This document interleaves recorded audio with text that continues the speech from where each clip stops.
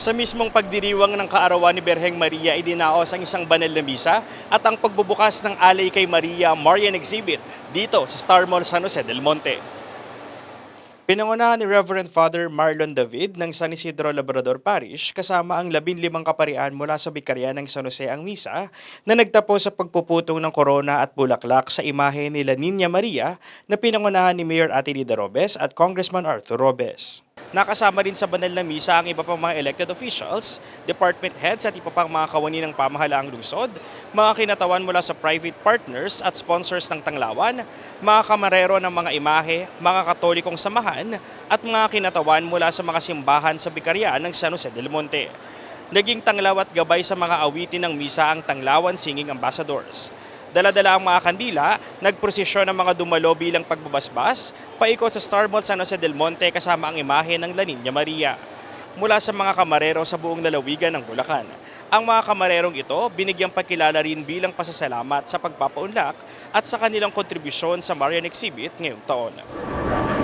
Alam niyo, kapag nagbubukas tayo ng ganitong exhibit at dumadala tayo sa mga ganitong okasyon, yung buhay na ipinamalas nila at halimbawa dapat nating tularan. Let it just not be an exhibit of art, but a reflection of the life of Mary.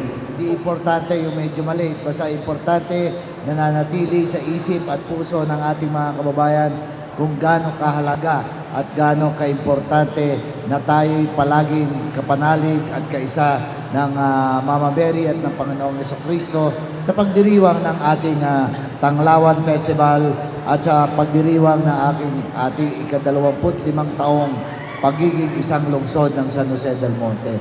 Kailangan nananatiling ang ating pananampalataya sa Panginoong Jesucristo ay palaging kasama siya sa lahat ng ating gawain at gampanin bilang isang tunay na Kristiyano. Huwag mangamba dahil ang Panginoong Diyos at higit na lahat, ang Birhen Maria ang magbibigay ng liwanag sa atin. Kaya nga kung siguro ang Tanglawan Festival ay pinagdaos ng tama at tuwid. Simple, hindi ganun kagago ang mukha ng mga nakaraang panahon. Pero ngayon, alam ko, Lord God, Mama Mary,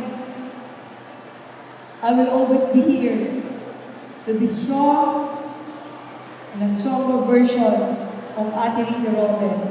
Walang tindigan ko ang lungsod ng San Jose del Monte. Maraming salamat po, Evangelist Lord. Thank you so much po. Actually, second time na po.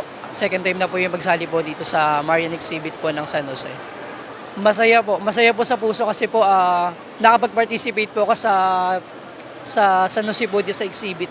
Ako nahuhubog po yung pananampalataya ko bilang po Kristiyano po. Opo, dapat po mas lumawak pa po, lalo po sa mga kabataan po ngayon para po maiwas po sila sa masyadong paggamit po ng gadgets. Siguro po mas maganda rin po na mamulat rin po sila sa mga ganito pong gawain po ng simbahan. Our Lady of Fatima. Ngayon ko lang po sila actually nakita, as in yung mga mararami po. Kasi onti lang po yung, parang ilan lang po talaga yung kilala ko. Parang na-engage po talaga kung tingnan kung ano po talaga yung parang